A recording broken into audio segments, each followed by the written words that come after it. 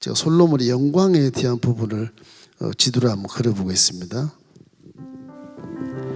찬송가 337장입니다. 내 모든 시험 무거운 짐을 찬양하시겠습니다. 내 모든 시험 무거운 짐을 주 예수 앞에 아뢰이며 근심에 빠진 날 돌아보사 내 근심 모두 맡으시네. 무거운 짐을 나 홀로 지고 견디다 못해 쓰러질 때 불쌍히 여겨 구원해 주리. 은혜의 주님 오직 예수. 뭐 서로는 길 필요 없겠지만 다윗이 통일왕국 이룬 그 지역이 어느 정도 크냐. 다윗이 유명하지 않습니까? 엄청 유명하죠. 다윗이 유다에서 헤브론에서 한 7년 왕이 돼요. 7년. 그것이 여기가 지금 헤브론입니다. 헤브론. 이스라엘 조금 해요. 헤브론에서 왕이 돼서 7년 동안 왕노릇 한 게 예루살렘을 포함해서 이렇게 약간 블레셋은 좀 이렇게 남겨두고 이렇게 해서 이 정도 땅이었어요. 이게 뭐냐? 유다 왕국이요. 유다 왕국. 그래서 이게 다윗이 맨 처음에 유다 지파와 베냐민 지파 그 사이에서 왕이 되는 거예요. 지금 이스라엘은 따로 있어요. 왕이 사울의 아들이 이스보셋이 따로 왕을 하고 있어요. 통일왕국이 아니에요 지금. 다윗은 한꺼번에 통일하고 이런 것이 아니라 여기 왕을 하고 있어요. 다윗이. 여기 이제 유다 왕국 첫 번째 다윗의 이 지역이에요. 조그맣습니다. 이거 뭐 얼마나 크냐 그러면요. 이 전체가 강원도만 하니까 강원도 한 2분의 1쯤 그 정도. 다시 이제 통일왕국을 이뤘다. 그래서 통일왕국을 이제 얘기하는데, 통일왕국은요 이 단까지 가요. 단까지 가요. 여기 하솔을 점령하죠. 하솔. 그래서 다윗이 단까지 쭉 갑니다. 이렇게 다 점령하고 약간 이렇게 남겨요. 이렇게 좀 남겨서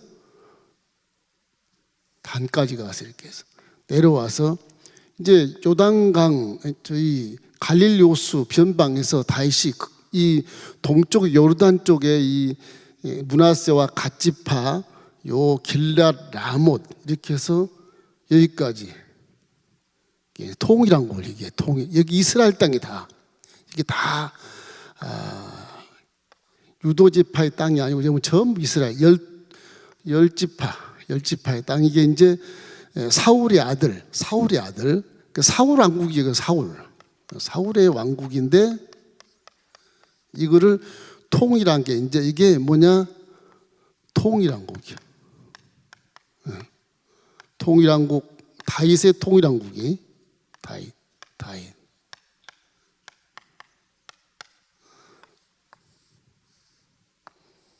다윗의 통일왕국 이제 이게 다윗 통일왕국 이 정도예요.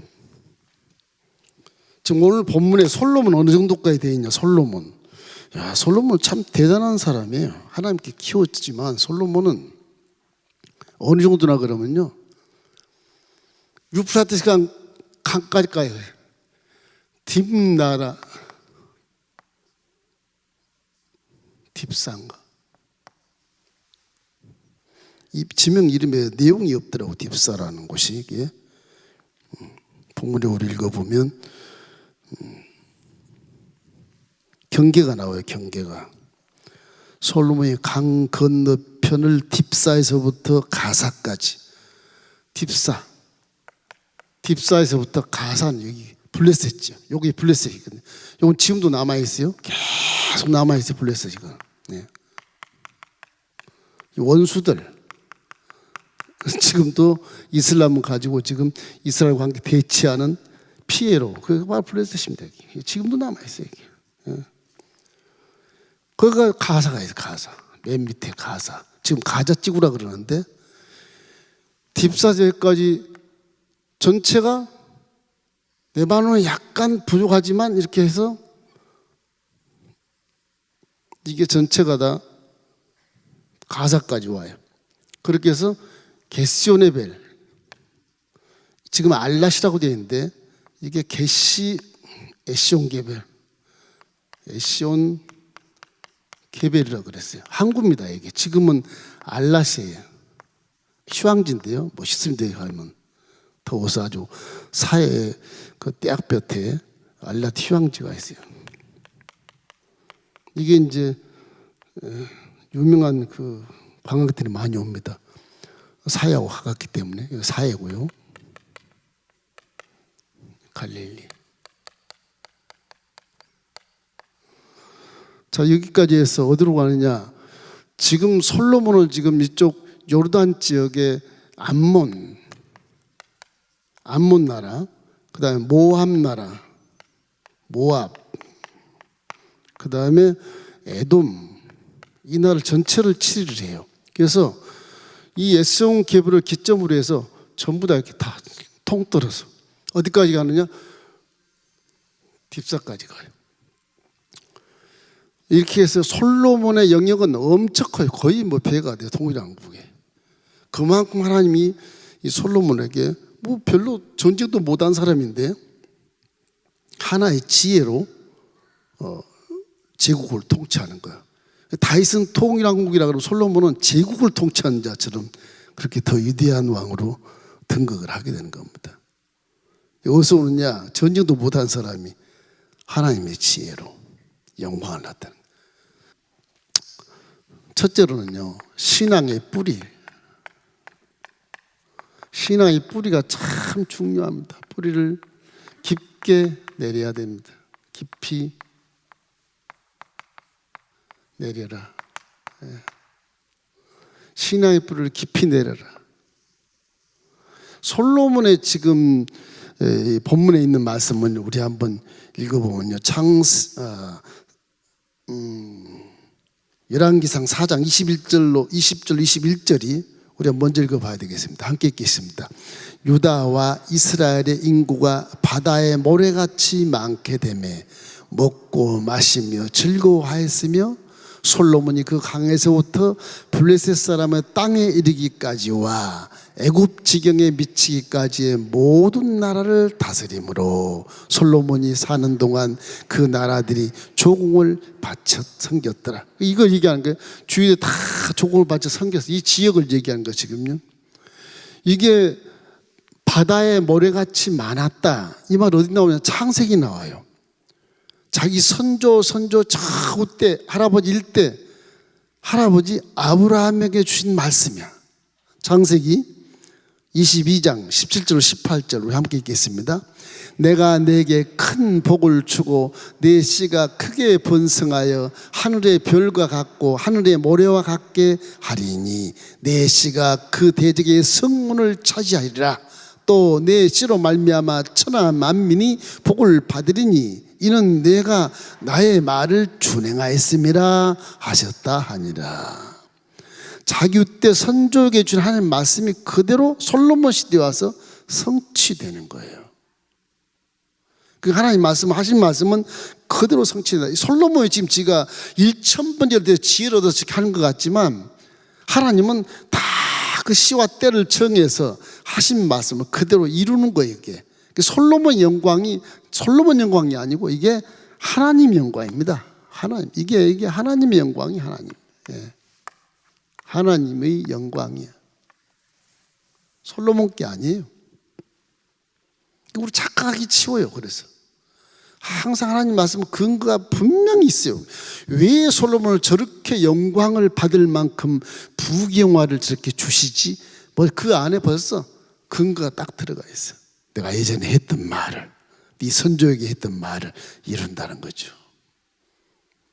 하나님은 때와 장소를 정확하게 계획하고 역사하기 때문에 여러분의 인생도 저의 인생도 하나님이 계획해놓고 그 길을 인도해 나가는 것이죠.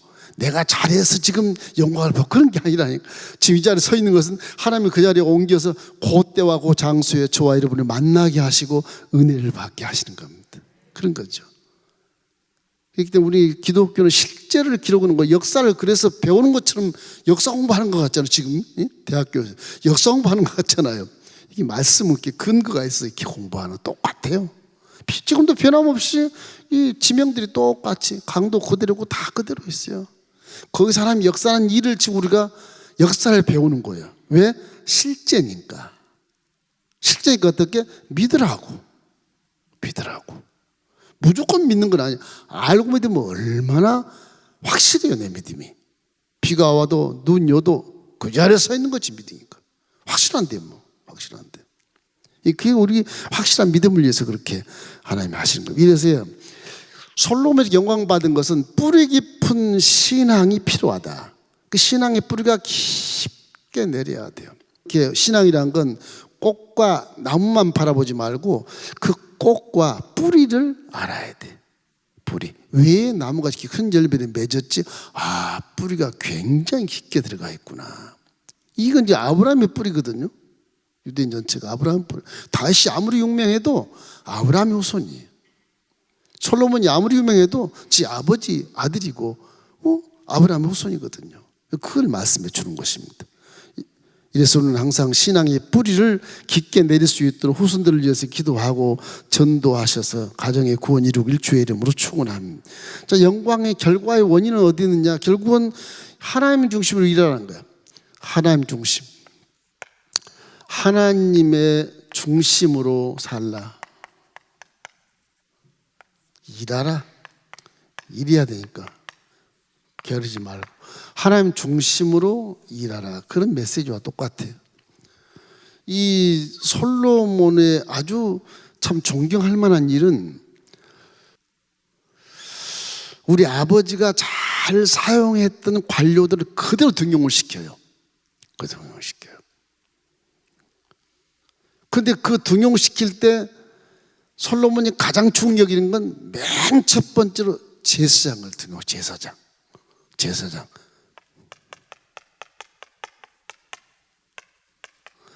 제사장 등용이 첫 번째예요. 전쟁 시대예요. 국방장관이 첫 번째 나와야 돼요. 항상 다윗 옆에 요압이 나오죠. 요압 장군이 항상 나왔지 않습니까? 요압 장군이. 지금 솔로몬에게 충성한 장군이 굉장한 사람이에요. 이 경호실장의 아들인 이 분야나가 뭐 요압 아버지의 호위했던 요압 장군도 죽여버리고 막 그랬잖아요. 그 분야나가 다 솔로몬의 원수를 다 죽여요. 아버지가 다윗에게 유언했던 내용들이니까 시므이도 죽여버리고 다. 그러니까 분야나가 이제 다 국방장관이 돼요. 그 사람 이리로 세워야 되지 않겠어? 전쟁터니까 안 세워요. 제사장을 가장 먼저 등용을 시켜요. 이게 뭐예요? 하나님 중심이라는 거죠. 그죠? 하나님 중심. 내각이 그렇게 돼요. 제사장을 맨 위에 올려놔요.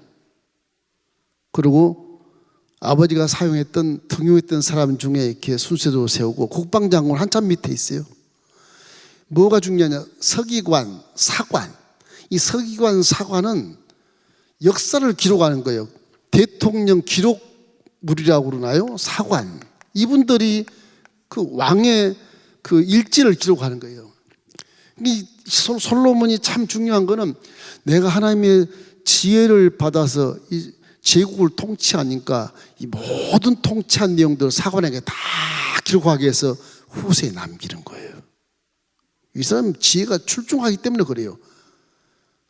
나중에 적으면 되겠지. 나중에 적으면 전부 미화만 적혀요. 그때 사관이 다 적는. 우리 이조 시대에도 보면 뭐라 그러냐, 그 왕 밑에 적은 사람 그 있는 것처럼 역사를 다 기록해 놓은 거예요. 못된 왕이나 뭐 싹 지워버리고 불태워버리고 좋게 또 쓰는 경우도 있고 나쁘게 쓰는 경우도 있고 그런 역사가 있지만은 솔로몬은 그런 걸 유산 남겨주기 위해서 서기관을 두 번째로 딱 등용을 이렇게 해요. 신기하잖아요. 지금 전쟁 시대인데 전이나면 다 쓸어버릴 때 이게 제국들 얼마나 많아. 주위에 위대한 나라들이 얼마나 많아요. 이게. 그 무서워하지 않고 등용을 시키는데 하나님을 제일 첫 번째 중심으로 모시는 그런 형태로 이렇게 이 내각을 발표하는 것을 볼 수가 있습니다. 우리도 보면 내가 남보다 더 탁월한 은사가 있으면 그 은사를 내 거라고 생각하지 말고 남을 위해서 사용할 수 있어야 돼. 우리 주는 은사는 하나님 거니까. 하나님 거니까. 항상 하나님 중심에서 이렇게 해야 되는 것입니다.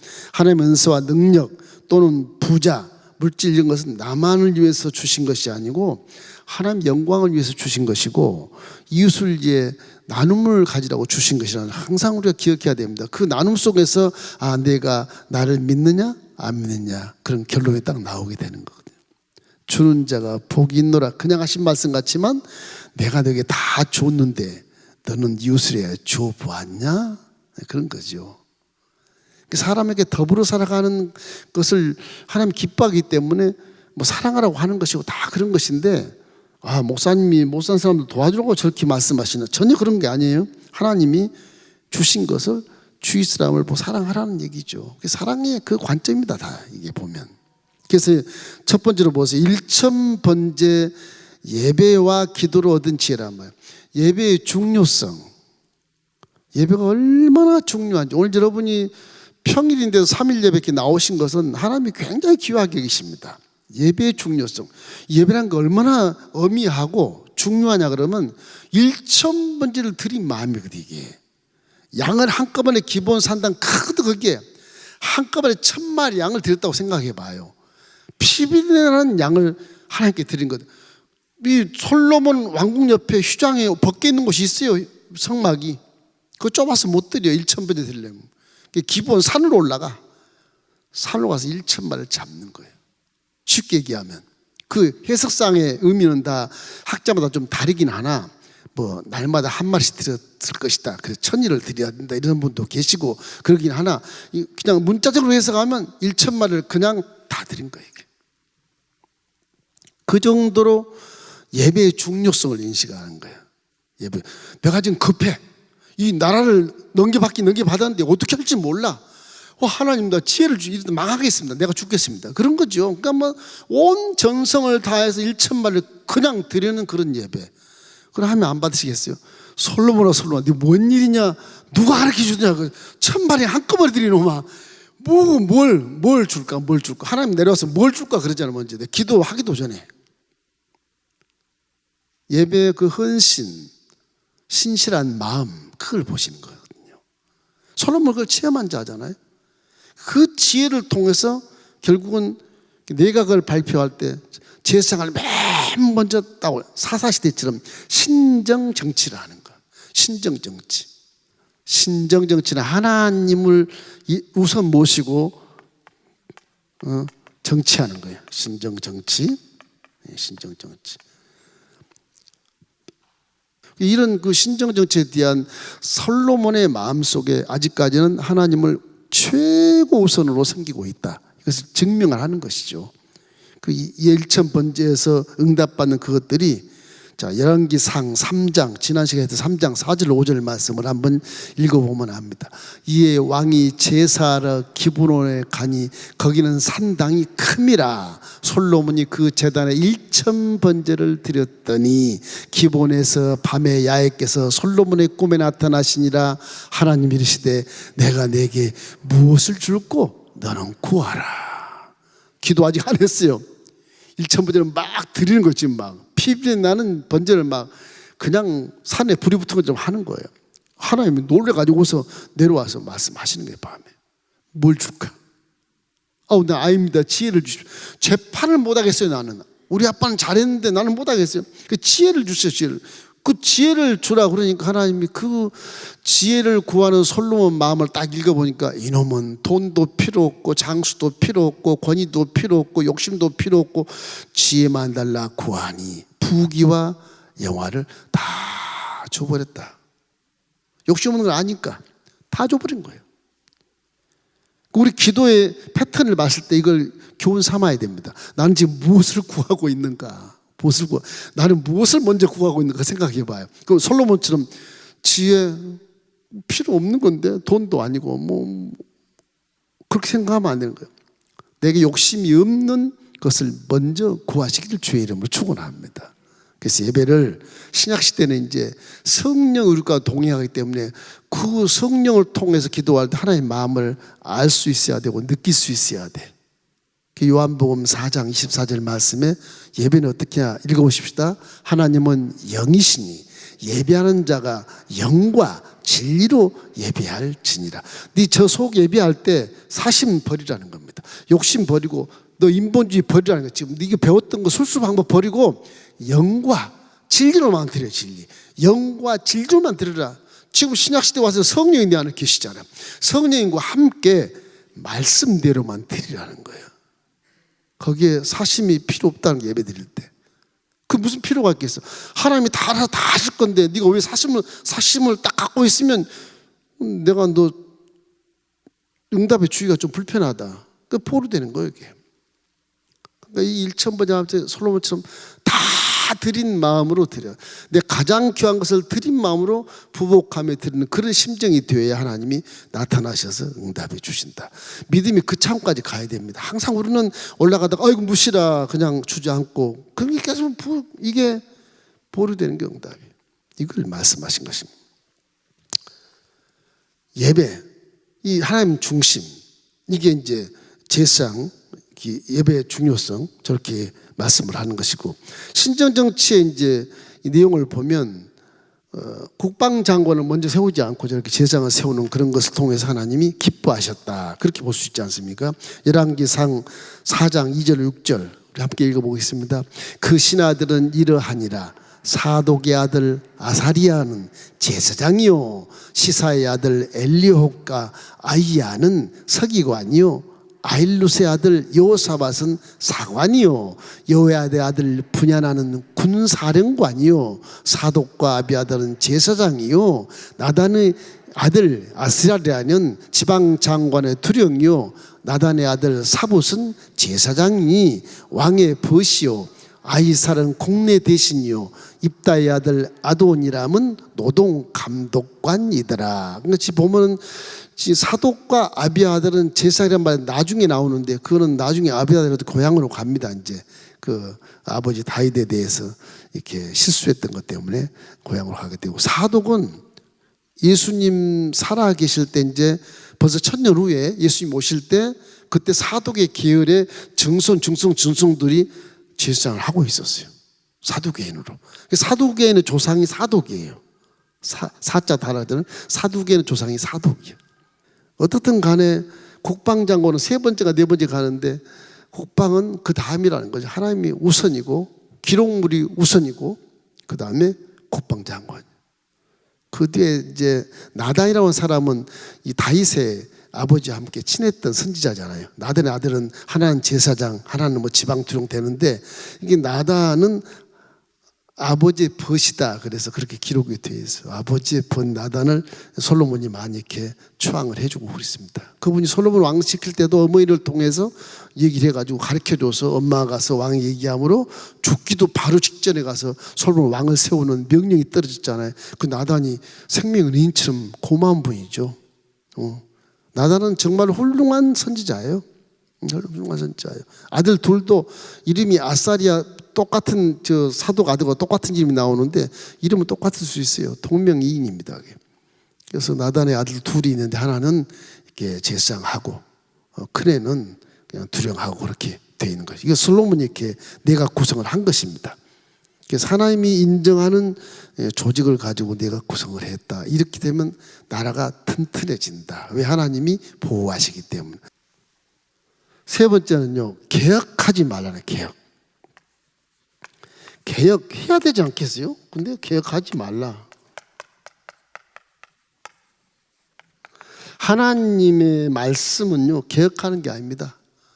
하신 말씀을 그대로 하기 때문에 그래요. 변백이 없어. 그래. 하나님의 말씀은 변백이 없어.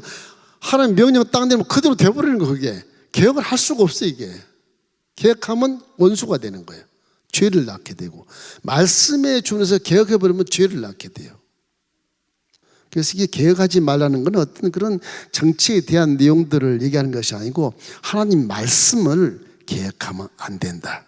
하나님이 하시는 거다. 그래서 솔로몬은 아버지 다윗 등용한 그 훌륭한 협력자들을 그대로 등용해서 고스란히 가지고 간 나라가 태평성대를 이룬 거예요. 근데 외부에서 솔로몬이 뭐 애굽 여기 있는 장관을 끌어다가 국방장관 시켜야지, 뭐 이렇게 전체를 통일한다 그러니까 막 각 나라에서 여자처럼 끌어와 봐요. 문제가 각 나라 여자분들 이렇게 끌어오니까 나중에는 솔로몬 말로가 비참해지는 거예요. 예. 안 끌어왔었어야 돼요. 그게. 그래서 약소국가들이 동맹하기 위해서 그냥 선물로 주는 것이니까 받아버리는 것이 얼마나 이쁘겠어요. 이래서 정치라고 하는 건 협치를 해야 된다. 하나님 말씀에서는 협력하는 정치다, 이렇게 생각하시면 되는 것입니다. 지혜로운 왕일지라도 독벌 장군이 안 돼요. 성경에 보면 항상 협치를 통해서 통치하는 거예요. 에베소서 4장 3절 말씀이 그 말씀이 평안에 매는 줄로 성령이 하나 되게 하신 것을 힘써 지켜라.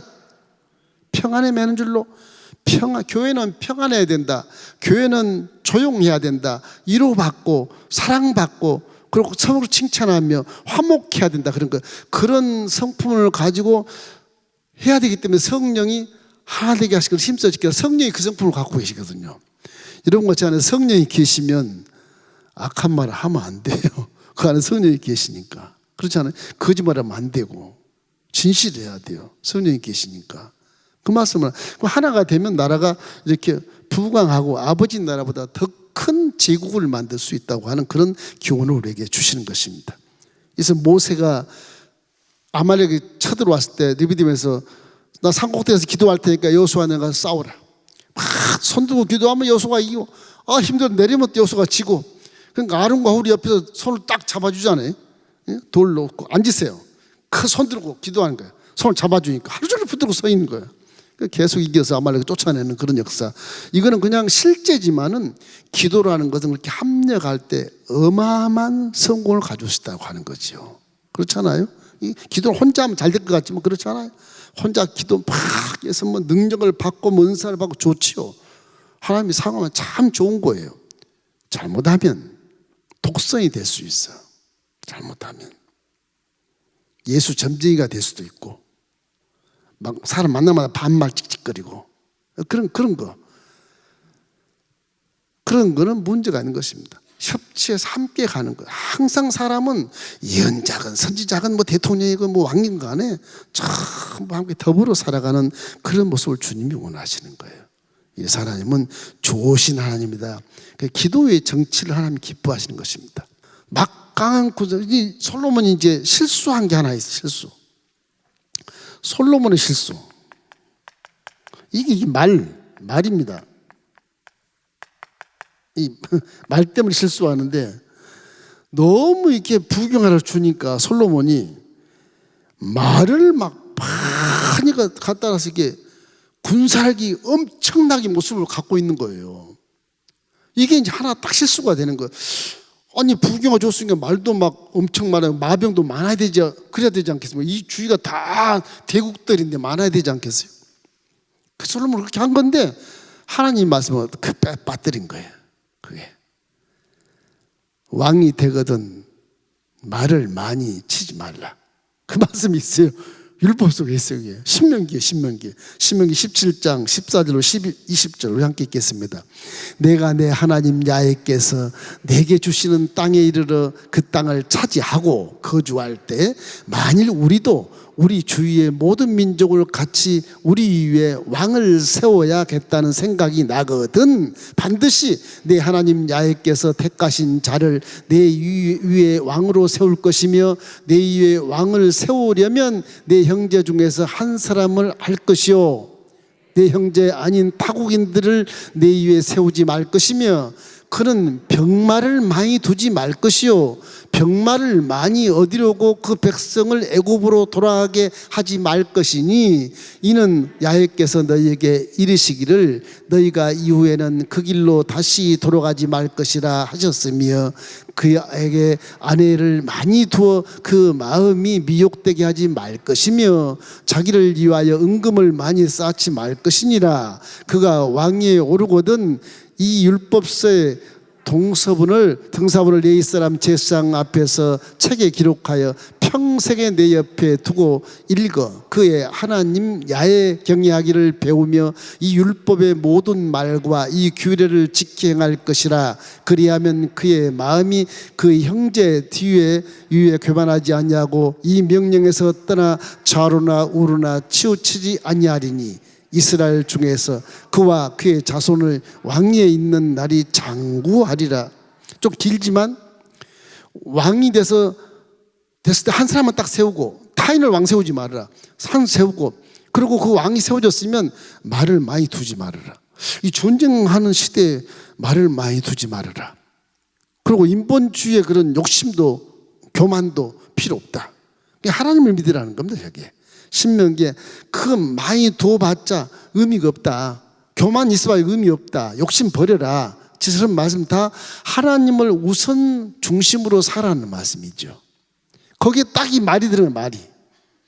이 말이 들어가요. 본문에 이제 말이 있는 것을 보면은 열왕기상 4장 26절이 나와 있어요. 솔로몬의 병거의 말 외양간이 4만이요 마병이 12,000명이며 뭐 솔로몬 제국에 12,000명 말 타고 다니는 병사 장교들이 그만큼 있으면 뭐 적은 건데 저것도 많다고 그러는 거예요. 예루살렘의 다윗성의 솔로몬의 뭐 말 외양간이 4만 개 좀 많은 것 같지만 제국은 그 정도는 돼야지 않겠어요? 별을 뭐 율법에 어긋난 거 없는 것 같은데 이렇게 신명기에 딱 기록이 돼 있어가지고 이 말씀을 합니다. 그러니까 이 첫 번째 똑같아. 두 번째 중심 하나님 중심으로 전쟁하고 하나님 중심으로 살아가는 거예요. 그러니까 거기 하면 이스라엘은 그 성전이라는 게 성전 거룩한 전쟁이라는 거죠. 거룩한 전쟁 이걸 성전이라고 그래요. 성전. 그래서 하나님이 싸우신다. 우리가 싸운 게 아니다. 왜? 전쟁은 야훼께 속했기 때문에 그렇다.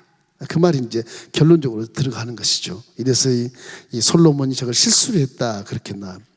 그 사람이 이렇게 형통할 때 하나님 말씀을 깊이 묵상해야 되는 겁니다. 잘 될 때. 자, 이제 네 번째는 태평성대의 축복을 받습니다.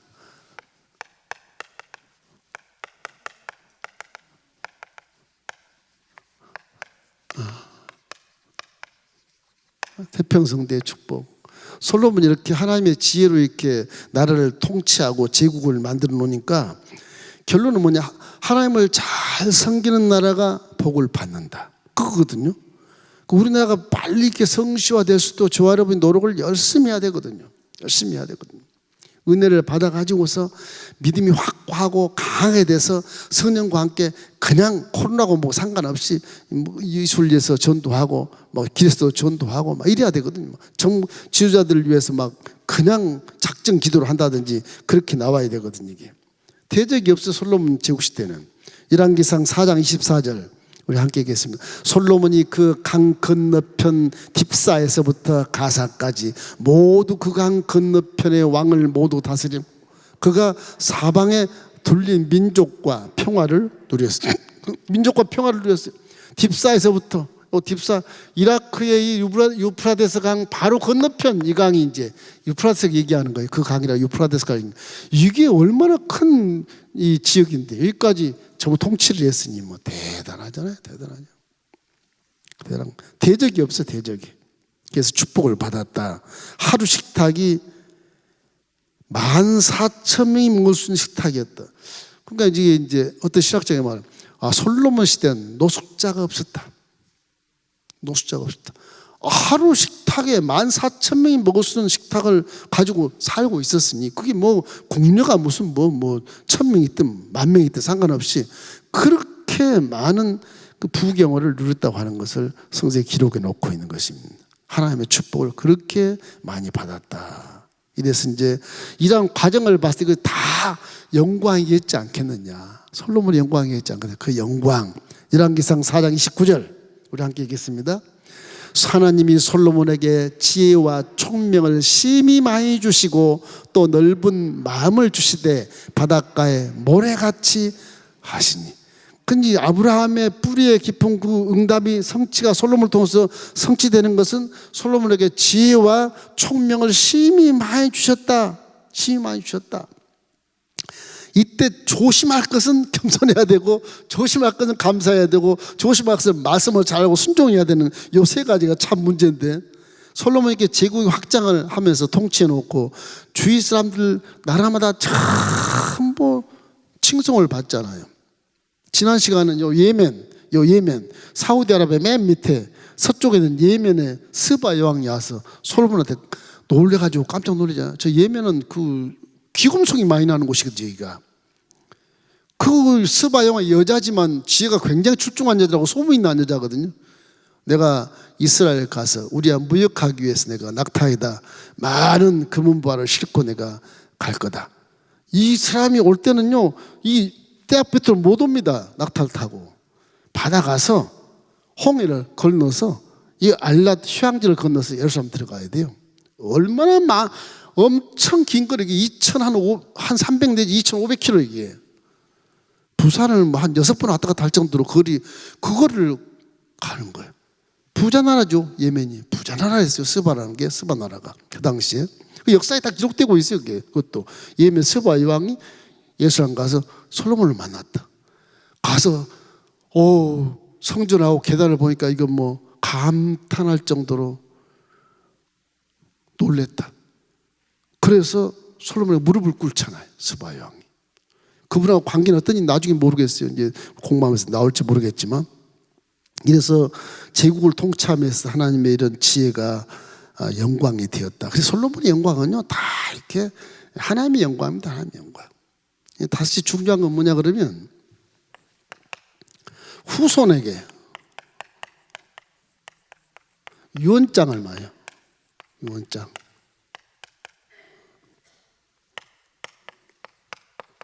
네. 후손, 이것이 굉장히 중요한 거예요. 다른 왕들 보면 이런 게 별로 없습니다.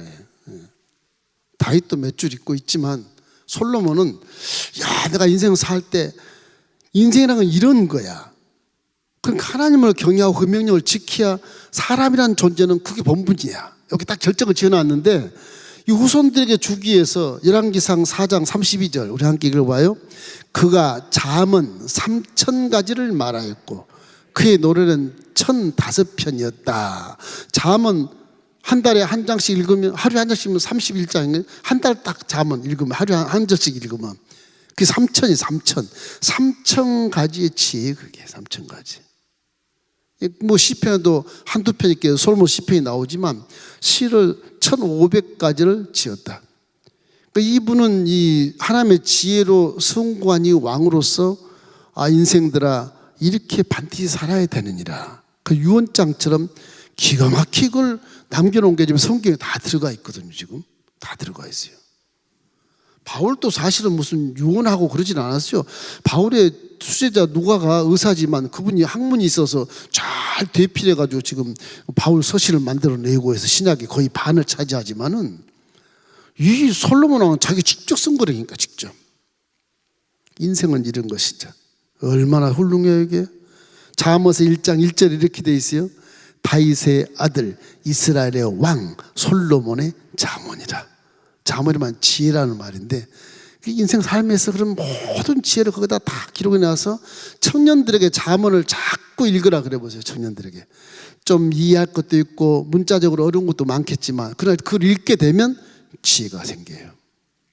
그 잠언이 이거 중요한 겁니다. 그래서 잠언이, 성경을 다 몰라도 잠언을 딱 읽으면 하나님의 성품이 이런 것이구나, 하나님이 좋아하신 게 이런 것이네, 그걸 알 수가 있어.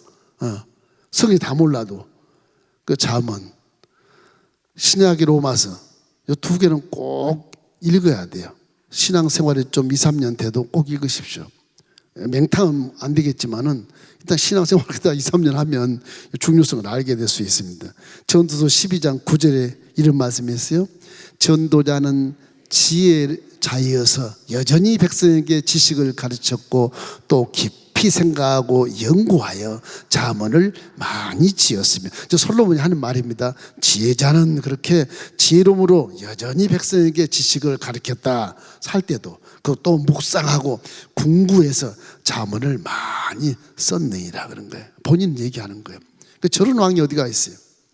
이래서 우리 이 솔로몬의 유언이 인생에게 실제로 교훈을 주는 기가 막힌 그런 말씀들이다. 이걸 우리가 알고, 우리 숙제는 뭡니까? 이제 후손에게 재물이 아닌 인생의 깨달음, 솔로몬 같은 깨달음을 유산으로 남겨주는 것이야말로 정말로 신앙의 씨를 심어주고 불과 깊이 말씀이 박히면 영혼이 잘 될 수밖에 없고 범사가 잘 될 수밖에 없고 강건할 수밖에 없고 후손과 가문이 번성할 수밖에 없다는 사실을 알게 되지 않습니까?